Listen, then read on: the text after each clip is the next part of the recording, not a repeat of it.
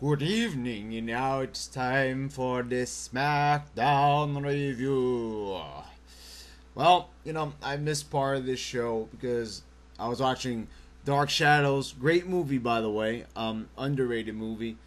But I caught up on the other segments via YouTube. So anyway, the show started off um, with John Laurinaitis and CM Punk. I'm really getting fucking sick of this. I really thought it was cool that the most hated guy behind the scenes, John Laurinaitis, was finally a part of the on-screen show. But now it's just getting tiresome, and he obviously doesn't have the mic ability to keep things interesting. CM Punk comes out, and it doesn't really make a lot of sense why he's out there. Same tiresome little jabs by Punk. I like Punk on the mic, but here it was just unnecessary. And John Laurinaitis makes a match for him against Kane. John Laurinaitis pretty much says he hates the fans, and just tiresome stuff. There's no real reason for any of this shit. Backstage, we got Damian Sandow looking at Zack Ryder filming his YouTube show. Looks disgusted. I look at it the same way. Anyway, he comes out for his match. Again, refuses to fight his opponent, Yoshitatsu. Tatsu calls him a chicken. And then we finally get to see Damian Sandow in a little bit of action, but not in an official match. He hits a cross arm neck breaker. I guess that's going to be his finisher, and that's it. Really tiresome. I don't really see the point of not having him fight. I mean, fuck, like, what is that supposed to prove? It does show that he's chicken, just like the last time he came out to wrestle, and he didn't. I don't really see the point of it. Either have him wrestle or don't. Don't waste everybody's time, giving everybody an entrance and not to have it. Long-winded promos. I'm not liking this pseudo-intellectual gimmick coming out in the bathrobe. It's just tiresome. It's a dated gimmick. Hunter Hearst Helmsley. That was 1995. This is 2012. Let's get with the fucking times already. Can't keep doing the same shit, WWE. You got a third hour being added to Raw. You got to up your fucking game. Anyway, next match out there, we've got Kofi Kingston and the R-Truth tag champs against Darren Young and Titus O'Neil. Nice little fast-paced matchup actually right here. It looked pretty good. It's like a 2-minute match, but this is probably the best a 2-minute match could really look. I mean, champs look really great. I thought they were building up Young and O'Neil, but judging that they lost in 2 minutes, I guess they're not anymore. I don't know. Looks that way to me. Anyway, this matchup seems like it's going to be okay at the pay-per-view. The one against Dolph Ziggler and Jack Swagger. They obviously don't feel like doing anything better with Swagger and Dolph at the moment, so I guess this will suffice. Anyway, next match on the card, we've got Daniel Bryan going against Zack Ryder, and this is like a pretty well-booked match. I have, talked about Zack Ryder and said I wasn't too thrilled about his gimmick. It's getting tiresome. I thought it was funny at first, but now it's just getting lame. The YouTube shows are very lame. Anyway, this looked like this is a pretty little good short match. Another like 2-minute matchup here, which is something I'm getting really tired of in WWE's little short matches. Anyway, very stiffly worked match. Zack Ryder got in a little bit of offense, but Daniel Bryan smacks him in the head with a kick and the yes lock and the submission victory. Good. It made him look strong. Not like Zack Ryder is really a formidable foe anymore, but yeah, he looked good going into the pay-per-view. Next up, we had CM Punk versus Kane. Daniel Bryan gets on commentary during this one, doing a phenomenal job.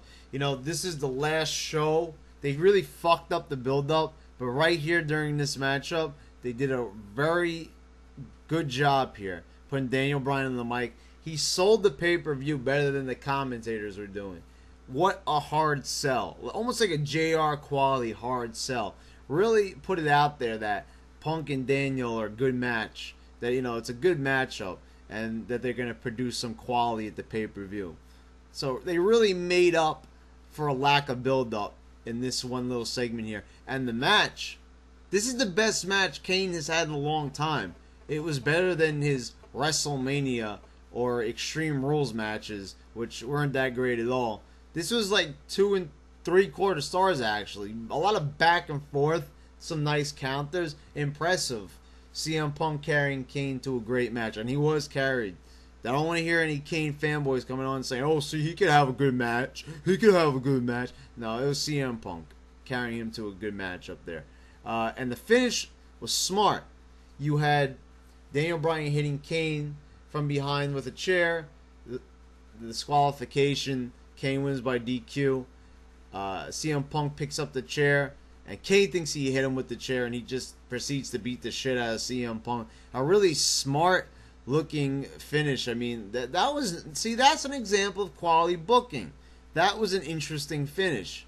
And, I haven't seen a finish like that in a while. It looked pretty good. It's very, like, mastermind type of finish right there. Very, like, Eddie Guerrero-ish. Daniel Bryan looked smart. Looked like an intelligent challenger for the championship. He looked credible. So, credit where credit is due. Next up on the card, Cody Rhodes and Santino. And what an embarrassment this fucking match is. Cody Rhodes loses to Santino Marella in under 2 minutes. Clean, mind you. He wins with the Cobra. Fuck Santino Marella and fuck WWE's booking and just the company in general. Cody Rhodes has been built up for so long in this company, and bam, just like that, fucked him up. They fucked him up so bad here. What the fuck were they thinking with this one? I mean, god fucking damn it. What the hell is wrong with them? The fucking title means shit to them, obviously. I didn't understand it at all. I think that they're probably going to have a match at the pay-per-view. I'm not sure. Doesn't look like they're going to have one unless this was the lead into it. They haven't been booked at the pay-per-view. Over the Limit is probably one of the weirdest shows ever. They had 3 weeks, but that's still no excuse because they have 4 weeks of television every single week to build up for a pay-per-view. So it shouldn't even matter how far off the pay-per-view is. They have so much TV time. 2 hours is a long fucking time. And they built up Over the Limit pretty shitty, I have to say. And, right here, this booking decision to have Cody just job out to Santino in no time flat is just a fucking horrible decision. He lost to somebody who has a fucking sock on his hand. Go figure. Anyway, main event, Randy Orton and Sheamus. They gave this matchup like over 20 minutes. It was a good match. Decent match, I should say. I give it about 2.25 stars. I'm a bit unsure. Why? That was a lot of time. And despite the commercial breaks, 2 commercial breaks within it, I feel like they should have had a better match. I realize they're going for over 20 minutes out there, but the pace wasn't there. They really didn't gel the way I thought they would. 2 quality athletes out there, but I didn't really get what I expected. But they did do some good stuff out there. There was counters. There was a couple of good moves there. But it was like a here and there type of thing. And I really thought that they could have did a better job out there. There was some rest holds that were just not went about in a good way because they were applying rest holds even when they weren't even going fast paced. So there wasn't even a need to take a rest, if you understand what I'm saying. A rest hold is there to slow down the pace of the match for the wrestlers to catch their breath. Where are they catching their breath from? I don't understand that. But, decent. And overall, the show had two, decent matches on it that were above average, good quality, and there's just the opening promo is just a waste of time. I'm happy I got to see it in its edited form because that was fucking boring. Damian Sandow segment pointless. Cody Rhodes and Santino just an embarrassment. And on top of that, we had to relive the whole entire Big Show thing, which luckily was an edited segment. What an embarrassment. I mean, but really like a decent show, and they finally gave the CM Punk Daniel Bryan match the build up it deserved. It was long awaited, but I guess it was worth it, and I enjoyed it. So, an enjoyable show, above average. It's about fucking time.